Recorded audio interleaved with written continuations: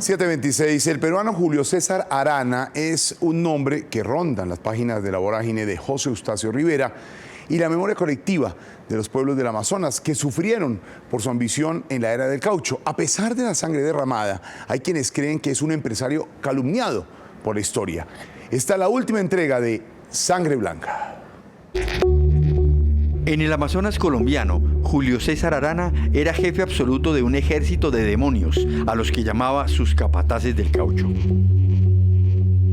En el Amazonas peruano, era un respetable empresario que se codeaba con los poderosos. Dios y diablo, bajo la mirada de Fausto Buinaje, un huitoto maestro. El dios allá, porque él tenía todo el poder, él era senador allá. Y acá el diablo, porque todos los capataces que tenían, pues mataban. Y entonces lo consideraban como el diablo, el que tenía el poder de matar. En Iquitos hay quienes creen que la historia ha sido injusta con Arana. Lo piensa Simón Aquino, un habitante de la ciudad peruana con quien hablamos desprevenidamente en la calle. Los indígenas dicen, ese señor era el diablo, y acá dicen es el Dios.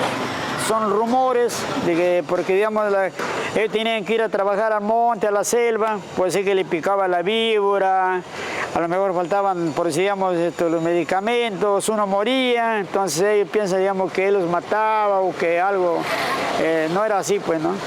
Después de la Segunda Guerra Mundial han salido por acá. Su visión de Arana no es solitaria. Enrique Rodríguez exhibe con orgullo, desde su posada del cauchero en el centro histórico de Iquitos, la odisea empresarial del llamado Barón del Caucho. Descansé por el cónsul norteamericano, el cónsul inglés. A mí me parece divertido cuando dicen Arana es el diablo, Arana. No, Arana es un empresario exitoso, ha sido, ¿no?, el empresario más importante que ha tenido el Perú. Y no era cualquier empresario, ¿no? Era un hombre que manejaba un commodity a nivel internacional. O sea, él era el dueño de la bolsa de valores de Londres en términos del control del caucho. Por ejemplo, Arana era opositor a la revolución de 19... Otro peruano, Martín Reategui Bartra, a quien llaman guaquero de bibliotecas, reconoce la masacre de las caucherías, pero la enmarca en un contexto mucho más amplio. Antes de los peruanos, otros masacraban indígenas por la quina. Ya en esa época, cuando están trabajando la quina, varios puestos, ya se da todo un proceso perverso de muertes y explotación y crímenes contra los pueblos, ¿no? En el documento de Rocha está descrito las masacres que se hacen con niños y etcétera, ¿no?, con los puestos dirigidos por Colombia, ¿no?, por los colombianos. Entonces había ahí un perverso sistema. En ese sistema, ¿no?, es que aparece Arana. Arana se mete al tema, comienza a negociar, ¿no?, comienza a comprar terrenos y todo, y se instala en un sistema que estaba instalado. El papel de Roger Casement, el cónsul británico que destapó con sus denuncias los crímenes cometidos por la Casa Arana y cuyo libro azul descansa en el Barco Museo de Ayapua, sobre el río Amazonas, genera controversia. Es un agente de servicio de inteligencia inglés.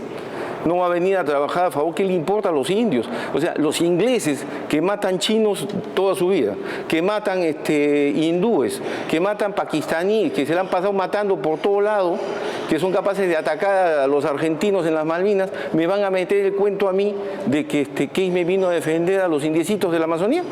No. Vine a liberar a Inglaterra de la responsabilidad política, porque la responsabilidad política del tema del Putumayo lo tenía Inglaterra. La propia empresa de Arana era de Inglaterra. Entonces, ¿cómo me lavo las manos, no? Claro, pues, o sea... Él tenía conciencia de que venía a limpiarle la cara a Inglaterra cuando él quería liberarse de Inglaterra, quería liberar a su país de Inglaterra, quería separarse, era un revolucionario. ¿Cómo entender eso? El humano es así, hermano. Pero más allá de esas interpretaciones, el Diario Azul de Casement y La Vorágine quedaron escritos para siempre como improntas de un holocausto. José Eustacio Rivera tejió su vorágine en estas aguas del Amazonas, por donde circulaba el caucho untado de sangre indígena. Primero viajó como miembro de una comisión de límites, después como escritor, recogiendo las historias de los caucheros. Arana es el hombre detrás de la novela, el que provoca la desgracia de sus protagonistas sin untarse de su sangre. Y Arana, que es el despojador, ¿no sigue siendo prácticamente cónsul nuestro en Iquitos? El afán expansionista de Arana, exalcalde de Iquitos y senador por Loreto, contaba con el respaldo de las autoridades peruanas. Por eso, el Barón del Caucho logró hacerse a gran parte de la Amazonía, aprovechando los límites borrosos de la frontera y la ausencia de Colombia como Estado. Un tratado puso fin a las dudas limítrofes, pero Arana, tras bambalinas, promovió la recuperación del territorio. Arana entra a pedido del gobierno peruano, que le dice, oye, te doy 8 millones de hectáreas en la zona del Caquetá y el Putumayo. Y entonces entra y habían colombianos, les empieza a comprar sus fondos y los va sacando, ¿no? Entonces Colombia reacciona y se inicia una pugna, pero ahí está Inglaterra metida, ¿no? No te digo que al lado de Colombia ni al lado del Perú, está viendo cómo aprovecha.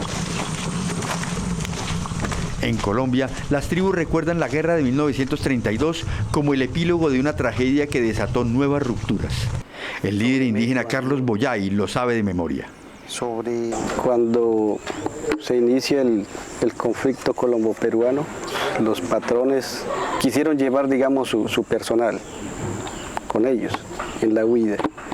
Lucharon en grandes barcazas y los desplazaron con todo lo que tenían. Los largos años de la explotación dejaron árboles exprimidos hasta su última gota. Los caucheros que hay en Colombia destruyen anualmente millones de árboles. De esta suerte, ejercen el fraude contra las generaciones del porvenir. Los largos años de la explotación dejaron tribus diezmadas y culturas destruidas. Ahí se acabaron más de 20 tribus. El epílogo de la realidad no podía ser más doloroso. Más de 50.000 indígenas asesinados. Y el epílogo de la ficción en La Vorágine no podía ser más real. Es el hombre civilizado, el paladín de la destrucción.